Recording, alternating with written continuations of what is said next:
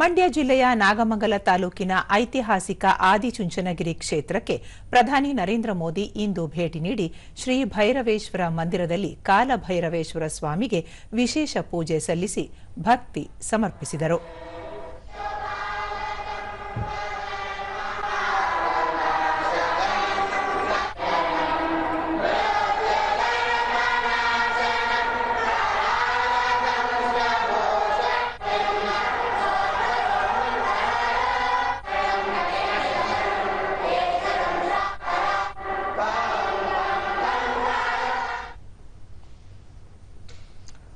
ये तस्वीरें आप देख रहे हैं कर्नाटक ಶ್ರೀ ಆದಿಚುಂಚನಗಿರಿ ಮಹಾಸಂಸ್ಥಾನ ಮಠದ 71ನೇ ಪೀಠಾಧಿಪತಿಗಳಾದ ಡಾ ಬಾಲಗಂಗಾಧರನಾಥ ಸ್ವಾಮೀಜಿ ಅವರ ಸಮಾಧಿ ಸ್ಥಳಕ್ಕೂ ಪ್ರಧಾನಿ ಭೇಟಿ ನೀಡಿ ಪೂಜೆ ಸಲ್ಲಿಸಿದರು. ಈ ಸಂದರ್ಭದಲ್ಲಿ ರಾಜ್ಯಪಾಲ ಥಾವರ್ಚಂದ್ ಗೆಹ್ಲೋಟ್, ಆದಿಚುಂಚನಗಿರಿ ಮಠಾಧ್ಯಕ್ಷ ಡಾ ನಿರ್ಮಲಾನಂದನಾಥ ಸ್ವಾಮೀಜಿ, ಕೇಂದ್ರ ಸಚಿವರಾದ ಎಚ್.ಡಿ. ಕುಮಾರಸ್ವಾಮಿ ಮತ್ತು ಶೋಭಾ ಕರಂದ್ಲಾಜೆ ಸೇರಿದಂತೆ ಮತ್ತಿತರರು ಉಪಸ್ಥಿತರಿದ್ದರು. ಬಳಿಕ ಪ್ರಧಾನಿಯವರು ನಾಥ ಪರಂಪರೆಯ 1800 ವರ್ಷಗಳ ಇತಿಹಾಸವುಳ್ಳ ಕ್ಷೇತ್ರದಲ್ಲಿ ನೂತನವಾಗಿ ನಿರ್ಮಾಣಗೊಂಡಿರುವ ಡಾ ಬಾಲಗಂಗಾಧರನಾಥ ಮಹಾಸ್ವಾಮೀಜಿ ಅವರ ಶ್ರೀ ಗುರು ಭೈರವೈಕ್ಯ ಮಂದಿರದ ಲೋಕಾರ್ಪಣೆ ನೆರವೇರಿಸಿದರು. महास्वामी की जिनके स्मृति में आज ये स्मारक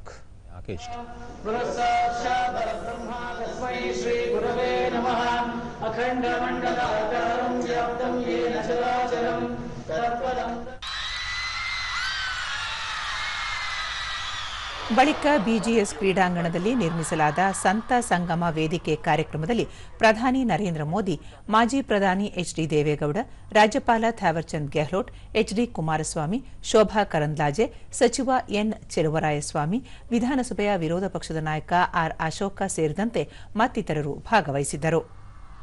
ಈ ಸಂದರ್ಭದಲ್ಲಿ ಪ್ರಧಾನಿ ಅವರಿಗೆ ಆದಿಚುಂಚನಗಿರಿ ನವಿಲು ಅಭಯಾರಣ್ಯವು ಭಾರತದ ರಾಷ್ಟ್ರೀಯ ಪಕ್ಷಿ ನವಿಲುಗಳ ಸಂರಕ್ಷಣೆಗೆ ಮೀಸಲಾದ ಪ್ರಮುಖ ತಾಣವಾಗಿರುವ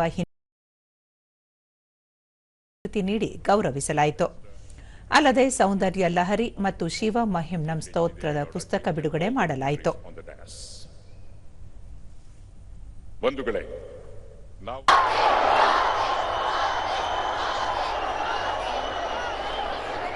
ಕರ್ನಾಟಕದ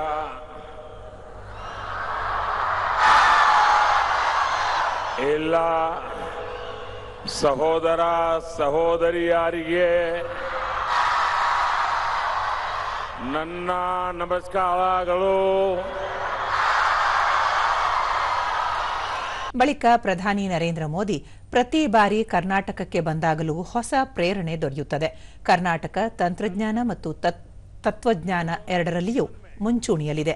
ಆದಿಚುಂಚನಗಿರಿಯಂತಹ ಸಂಸ್ಥಾನವು ನೈತಿಕ ಮೌಲ್ಯದ ಮೂಲಕ ಇವುಗಳಿಗೆ ಹೊಸ ದಿಕ್ಕನ್ನು ತೋರಿಸುತ್ತಿದೆ.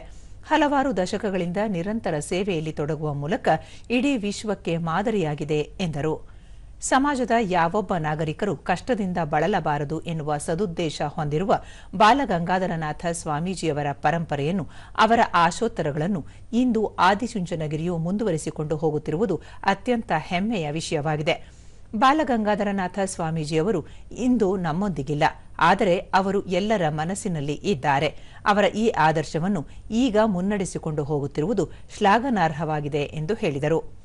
ಆದಿಚುಂಚನಗಿರಿಯು ಕೇವಲ ಆಧ್ಯಾತ್ಮಿಕ ಮಾರ್ಗದರ್ಶನದ ಕೇಂದ್ರವಲ್ಲ, ಬದಲಿಗೆ ಜನರ ಪ್ರತಿಯೊಂದು ಆಶಯಗಳನ್ನು ಪೂರೈಸಲು, ಅವರ ಸಂಘರ್ಷಗಳಿಗೆ ದಾರಿಯಾಗಲು, ಸಮಾಜಕ್ಕೆ ಹೊಸ ದಿಕ್ಕನ್ನು ತೋರಿಸುವ ದಾರಿದೀವಿಗೆಯಾಗಿದೆ ಎಂದರು.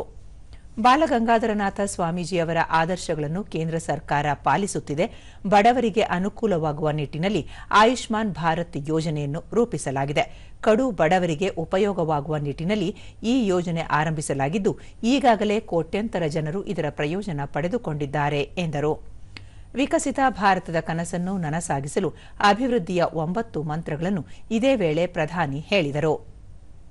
ಜಲ ಸಂರಕ್ಷಣೆ ಮತ್ತು ನಿರ್ವಹಣೆ ಮಾಡುವುದು, ಒಂದು ಗಿಡ ಅಮ್ಮನ ಹೆಸರಿನಲ್ಲಿ ಕಾರ್ಯಕ್ರಮದಡಿಯಲ್ಲಿ ಮರಗಳನ್ನು ನೆಡುವುದು ಮತ್ತು ಅವರ ಸುತ್ತಮುತ್ತಲಿನ ಪ್ರದೇಶಗಳು, ಧಾರ್ಮಿಕ ಸ್ಥಳಗಳು, ಹಳ್ಳಿಗಳು ಮತ್ತು ನಗರಗಳನ್ನು ಸ್ವಚ್ಛವಾಗಿಡುವುದು, ದೇಸಿ ಸರಕುಗಳು ಮತ್ತು ಉದ್ಯಮಿಗಳನ್ನು ಪ್ರೋತ್ಸಾಹಿಸುವ ಮೂಲಕ ಸ್ವದೇಶಿ ಚಳುವಳಿಯನ್ನು ಪ್ರೋತ್ಸಾಹಿಸುವುದು, ರಾಸಾಯನಿಕಗಳು ಮತ್ತು ಕೀಟನಾಶಕಗಳನ್ನು ತಪ್ಪಿಸುವ ಮೂಲಕ ಸಾವಯವ ಮತ್ತು ನೈಸರ್ಗಿಕ ಕೃಷಿಗೆ ಒತ್ತು ನೀಡುವುದು, ಕಡಿಮೆ ಖಾದ್ಯ ಎಣ್ಣೆಯನ್ನು ಬಳಸುವ ಮೂಲಕ ಬೊಜ್ಜು ತಪ್ಪಿಸಲು ರಾಗಿ ಸೇವಿಸುವ ಮೂಲಕ ಆರೋಗ್ಯಕರ ಜೀವನ ಶೈಲಿಯನ್ನು ಅಳವಡಿಸಿಕೊಳ್ಳಬೇಕು ಎಂದು ಹೇಳಿದರು.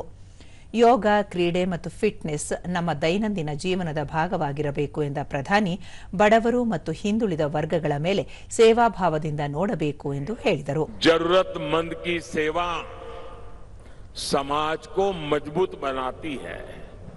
इससे आपके जीवन में एक बड़ा उद्देश्य जुड़ता है. यदि हम सभी इन 9 आग्रहों पर ईमानदारी और संकल्प के साथ आगे बढ़े तो हम विकसित कर्नाटका और विकसित भारत की दिशा में तेजी से आगे बढ़ सकते हैं.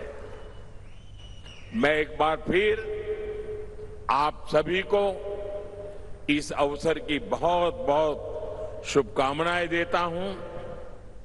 मैं जगत गुरु श्री श्री श्री डॉक्टर निर्मलानंदनाथ महास्वामी जी और श्री आदि चुनचनगिरी महासंस्थान मठ का हृदय से आभार व्यक्त करता हूं कि मुझे इस पावन अवसर पर, इस पवित्र भूमि में, इस तपोभूमि में आपने आमंत्रित किया, कुछ पल आपके साथ बिताने का अवसर मिला. मैं हृदय से आप सबका धन्यवाद करता हूं.